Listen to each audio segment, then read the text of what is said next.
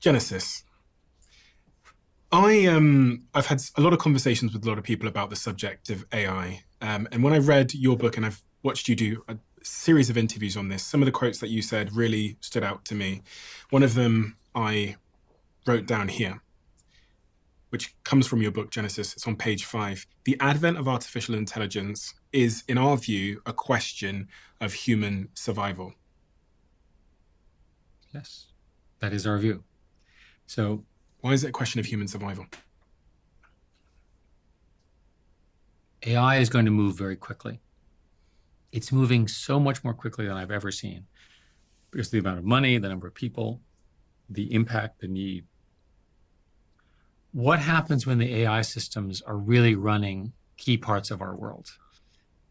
What happens when AI is making the decision? My simple example, you have a car, which is AI controlled, and you have an emergency or a lady's about to give birth or something like that, and they get in the car and there's no override switch because the system is optimized around the whole as opposed to his or her emergency. Right? We as humans accept various forms of efficiency, including urgent ones versus systemic efficiency. You could imagine that the Google engineers would design a perfect city that would perfectly operate every self-driving car on every street, but would not then allow for the exceptions that you need in such an important issue. So that's a trivial example, and one which is well understood, of how it's important that these things represent human values, right? That we have to actually articulate what does it mean. So my favorite one is all this misinformation. Democracy is pretty important. Democracy is by far the best way to live and operate societies. There are plenty of examples of this. None of us want to work in essentially an authoritarian dictatorship.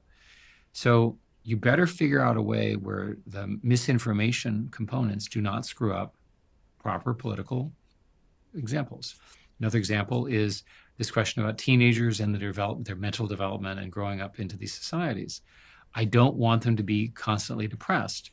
There's a lot of evidence that dates around 2015 when all the social media algorithms changed from linear feeds to targeted feeds. In other words, they went from time to this is what you want, this is what you want.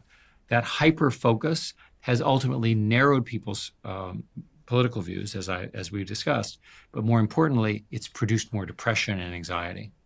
So all the studies indicate that basically if you time it to roughly then, when people are coming to age, they're not as happy with their lives, their behaviors, their opportunities for this. And the best explanation is it was an algorithmic change. And remember that these systems, they're not just collections of content. They are algorithmically deciding, the algorithm decides what the outcome is for humans. We have to manage that. What we say in many different ways in the book is that you have sort of a choice of whether the algorithms will advance. That's not a question. The question is, are we advancing with it, and do we have control over it?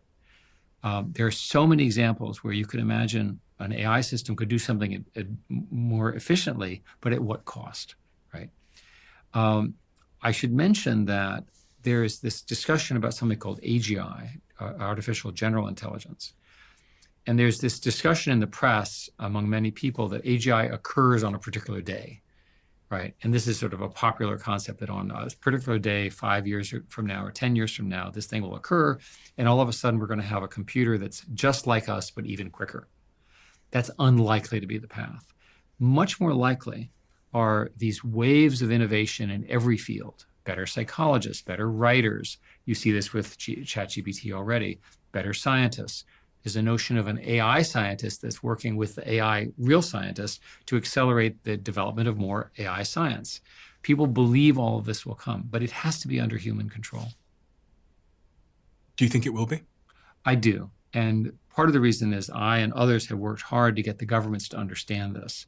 It's very strange. In my entire career, which has gone for 50 years, we've never asked for government for help because asking the government for help is basically just a disaster in the view of the tech industry.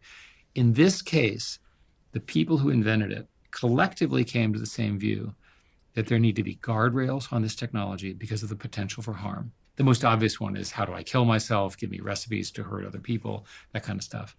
There's a whole community now in this part of the industry, which are called trust and safety groups.